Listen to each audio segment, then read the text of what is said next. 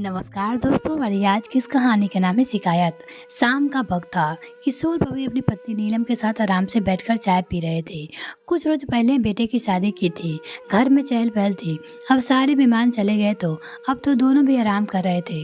तभी उनका संजय कमरे में आया और बोला, पापा आपसे एक बात कहूँ, बुरा तो नहीं मानोगे? क्योंकि लड़के की शादी के बाद जब भी कभी कुछ कहता है या करता है तो उसका उल्टा मतलब निकाला जाता है। किशोर बाबू बोले, ऐसी कौन सी बात तुम्हें करनी है जिसे कहने से पहले तुम्हें कुछ बुरा होने का संदेह हो रहा है? और बेटा, शादी के बाद माँ अपने बच्चों की बातों का उल्टा मतलब नहीं निकालते, बल्कि बच्चों को रिश्ते को प्राथमिकता देना भूल जाते हैं और तभी रिश्ते में गांठ लगनी शुरू हो जाती है। खैर छोड़ो इन सब बातों को, कहने के आए थे वो कहो। संजय बोला, पापा आपका कमरा इतना बड़ा है कि माँ से उनकी साफ सफाई भी नहीं हो पाती। देखिए उस कमरे की हालत कितना गंदा हो गया है। ऐसे में आपके कमरे बस एक अलमारी और एक पलंग रखी हुई है, जबकि मेरा कमरा बहुत छोटा है। और पुष्पा के मायके वाले ने इतना सामान दे दिया है कि उस कमरे में नहीं आ रहा है। और आप बुरा ना मानो तो मैं सोच रहा था क्यों ना हम कमरे की अदला बदली कर ले। किशोर बाबू बोले, बेटा अभी वो जो तुमने कही ना, बेटे की शादी के बाद माँ बाप बदल जाते हैं, उसका परिणाम तो तुमने अभी दे दिया। जिस कमरे में तुम्हारी माँ इतने सालों से रह रही है, अचानक तुम्हारी शादी के बाद तुम्हें तो कमरा गंदा लगने लगा। वही संजय की माँ नीलम जी बैठी, वो बोली, आप ये कैसी बातें कर रहे हो सकता है उसके कमरे में दिक्कत हो रही होगी।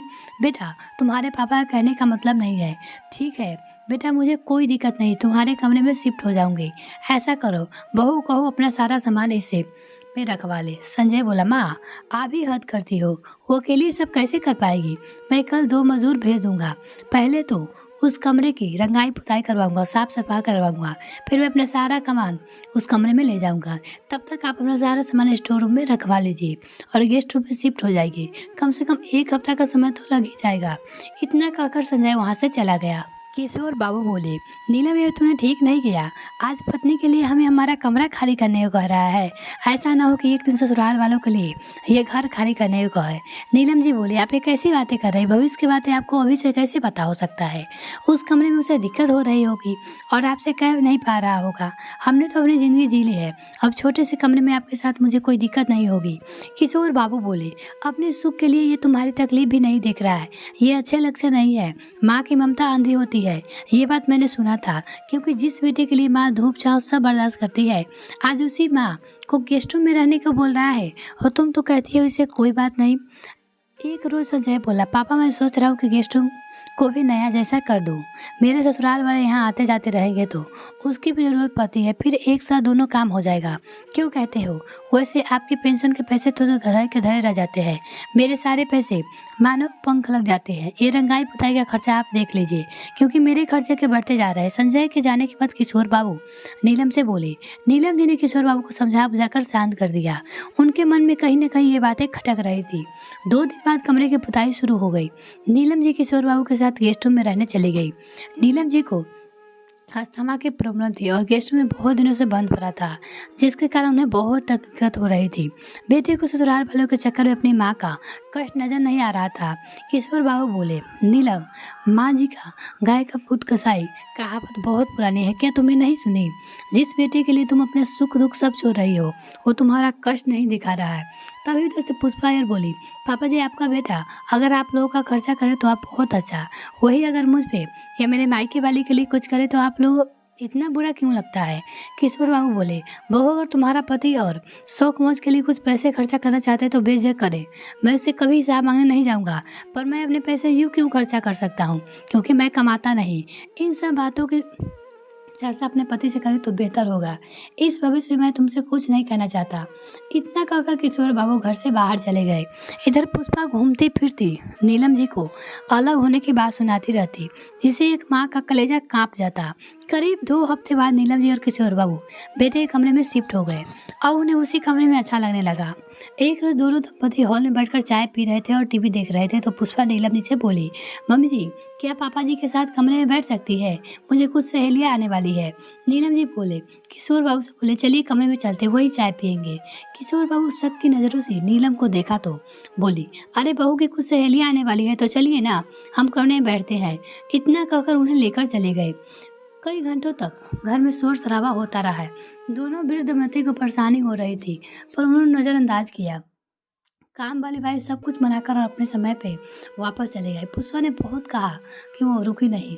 पुष्पा नीलम के पास आ गई और बोली, मम्मी जी, क्या आप मेरी मदद करा सकती है? किशोर बाबू इशारे से नीलम को मना करते, पर नीलम जी बहू की मदद कराने के लिए चली गई। पुष्पा बोली, मम्मी जी, आप इन सब से क्यों? चाय बना दीजिए और इन सब के साथ किसी न किसी को तो बैठना होगा, तो मैं बैठ जाता हूँ। नीलम चाय बनाकर लाई तो पुष्पा की एक सहेली, पुष्पा, तुमने अपने पति को ही अपने रंग में रंग लिया, पर इस घर और घर वालों को अफरेट करती तुम्हारे स्टैंडर्ड लगते हैं। इतना कहकर वो सब हंसने लगे। उनके साथ पुष्पा भी हंस रही थी। ये बात नीलम जी को अच्छी नहीं लगी। धीरे धीरे समय बीतने लगा। करीब 2 साल हो गए। एक रोज दोनों बेटे की बचपन के दिनों के बात करके मुस्कुरा रहे थे। तभी संजय आया और बोला, पापा, आपसे एक काम कहा था, आपको अगर बुरा माना तो कहूँ तो? किशोर बाबू बोले, बेटा, मैं बुरा मानकर ही क्या कर सकता हूँ, और अपने पिता से कहने के क्या संकोच करना, चाहते हो खुलकर कहो। संजय बोला, पुष्पा की बहन की शादी तय हो गई है, लड़का इसी शहर का है। नीलम जी खुश होकर बोली, अच्छा, बहू ने बताया नहीं? पुष्पा बोली, मम्मी जी, मैंने सोचा था सब तय हो जाएगा जब आपको खुशखबरी दूंगी। संजय बोला, माँ, लड़के वाले इसी शहर में शादी करना चाहते हैं तो मैं सोच रहा था क्यों ना आप लोगों को 15 दिन के लिए कहीं और रहने की व्यवस्था कर देता हूँ।